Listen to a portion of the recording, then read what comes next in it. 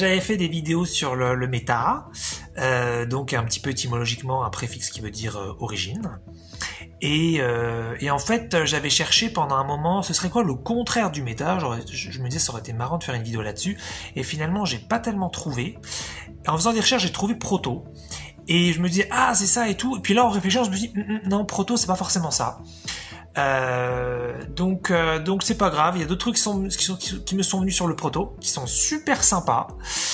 Et je voulais donc vous proposer ça. Donc, étymologiquement, proto, c'est premier rang. On trouve aussi priorité, mais voilà, moi le premier rang là, ça me parle beaucoup. Et donc voilà, je vous propose donc des petits mots pour comprendre un petit peu, pour penser différemment, pour parler différemment. Ça permet d'aller plus loin dans les concepts. Et moi j'aime bien. Donc un qu'on connaît tous, évidemment, c'est prototype.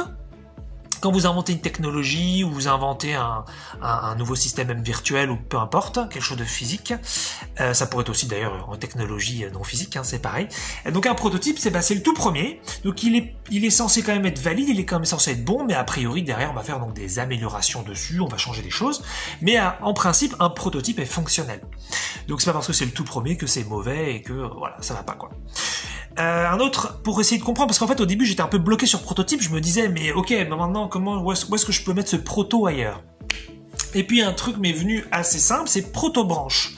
Si vous prenez donc un arbre, donc vous avez le tronc, et en fin de compte, quand vous regardez un arbre qui est quand même assez grand, assez développé, donc vous avez des branches sur des branches sur des branches sur des branches. Bah, quand vous prenez une longue branche avec plein de branches donc comme ça, eh bien la toute première c'est la proto-branche. C'est-à-dire que c'est la première branche qui a engendré les autres branches. Donc proto, ça pourrait être effectivement la chose qui engendre. La toute première qui ensuite va permettre d'aller plus loin. Et voilà, donc ça, je trouvais que c'était parlant la proto-branche là-dessus. Et ensuite, on va aller sur des trucs un peu plus peut-être beau, sympa, intéressant. Le truc qui m'est venu, c'était proto-amour. Proto-amour, ce serait un petit peu... Alors là, bien sûr, il y a plein de définitions sur l'amour, mais là, je parle à cet instant de l'amour plus relationnel. Voilà, homme-femme ou homme-homme, femme-femme, peu importe. En tout cas, voilà, entre deux personnes qui s'aiment au sens donc amoureux. Et en fait, je me disais, mais le proto-amour, c'est ce petit moment où les sentiments commencent à apparaître et... il y a ce doute, mais dans le bon sens du terme, mais est-ce que je ressens quelque chose? Est-ce que je serais pas en train de tomber amoureux, amoureuse? Et ça, on est sur le proto-amour, le proto-sentiment, le premier sentiment qui amène l'idée de « Oh, mais en fait, je suis en train d'aimer ». Donc je trouvais ça super sympa de se dire « Je proto-aime », j'ai des proto-sentiments, je trouvais ça trop bien. Sinon, il pourrait y avoir aussi, peut-être en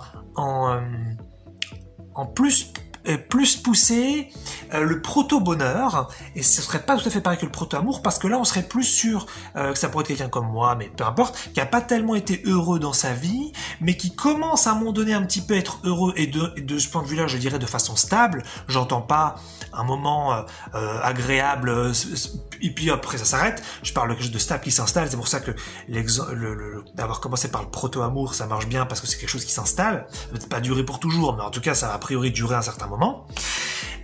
Eh bien le proto-bonheur, ce serait cette idée. Ce serait, mais si là j'étais pas heureux maintenant, et si je commençais pas à être heureux, j'étais tellement habitué à ne pas l'être, ou alors ça fait tellement longtemps que je ne l'ai pas été, et là, et si je commençais pas à ressentir un petit peu le bonheur et à être un petit peu heureux, eh bien on serait encore sur des proto-sentiments, on serait donc sur du proto-bonheur.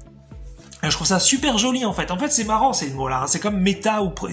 On a l'impression que c'est super compliqué, puis après on s'y fait, et puis après ça entre finalement dans le langage, dans les concepts, et j'aime beaucoup. Ça permet vraiment, je trouve, de grandir mentalement pour le coup. Et puis sinon, quelque chose de peut-être plus costaud et en même temps qui me semble très très important aussi peut-être à saisir, ce serait la proto-pensée. La proto-pensée, ou alors le proto-concept, ou alors la proto-idée, à peu près la même chose tout ça, même si bien sûr il y a des nuances, ce serait, bah tiens, j'ai jamais pensé à un sujet de ma vie, et là j'ai ma première pensée dessus, bien c'est la proto-pensée.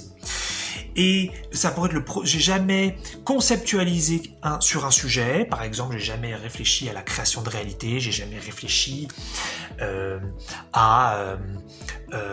aux capacités psychiques, j'ai jamais réfléchi à un sujet quelconque. Ça pourrait être des choses non psychiques, non spirituelles. Ça pourrait être, j'ai jamais réfléchi à la mode, j'ai jamais réfléchi aux habits, j'ai jamais réfléchi à la santé, j'ai jamais réfléchi à comment construire une maison. Eh bien, c'est la proto-pensée. C'est la première pensée de mais si je faisais ça, et si je m'intéressais à ça, mais comment ça fonctionne ce sujet? Eh bien, c'est la toute première pensée sur ce sujet. C'est donc la proto-pensée. Je trouve ça vachement beau. Il y a quelque chose dedans, un petit peu comme le noyau d'une cellule ou d'ailleurs je suis allé faire des recherches et j'ai trouvé protoplasme, c'est les choses les plus essentielles au fonctionnement d'une cellule. Mais bon, je maîtrise pas trop le protoplasme. Et en fait, ce serait ce bourgeon un petit peu. Le proto, ce serait le bourgeon. Je trouve ça super beau. C'est vraiment ce petit truc qui grandit, qui est là. Et mon premier concept, le proto-concept. Et voilà. Et donc, ça nous amène sur un dernier peut-être truc que je vous propose, qui est beaucoup plus vaste, qui est peut-être plus collectif. Ce serait la proto-spiritualité.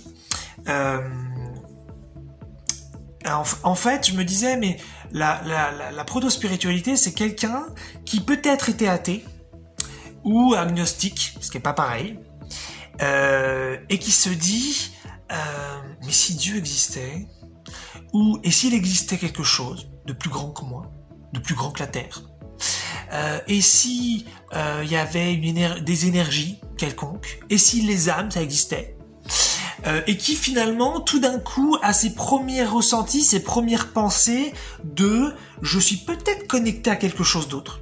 Et si je me mettais à croire ou à vérifier, les mots que chacun préfère, et ce serait la proto-spiritualité. C'est-à-dire, je démarre ma relation à quelque chose de plus vaste, ou alors à moi-même, mais en plus profond. Ça pourrait être aussi ça, puisque souvent on peut entendre les termes « être intérieur ». Et ce serait ça. Et je trouvais ça vachement beau en fait de voir ça. Ça pourrait être aussi quelqu'un qui pas forcément athée, mais en tout cas n'y avait jamais pensé avant. C'est-à-dire que même pas n'avait conscientisé qu'il était athée ou c'était pas important. La question ne se posait pas. Et à un moment donné, c'est mais je sens qu'il y a quelque chose, et s'il y avait quelque chose, et puis c'est la proto-spiritualité, c'est les débuts de quelque chose, d'un rapport à quelque chose de plus vaste. Et je trouvais ça vachement sympa. Donc le proto, ce serait donc un petit peu le bourgeon, ou le premier rang, ou vraiment le début de quelque chose qui nous intéresse ou qui arrive dans notre vie. Alors là, j'ai pris des sujets positifs, mais je suis sûr qu'on pourrait aussi trouver des protos sur des choses négatives. C'est-à-dire le début, le premier rang de quelque chose qui ne va pas. Ça marcherait aussi. Mais bon, là, ce n'est pas le thème de cette vidéo. Voilà, donc un préfixe que je vous propose pour penser différemment, et puis ça amène vraiment des liens ensuite mentaux, des liens dans l'esprit que je trouve très très intéressants, très beaux.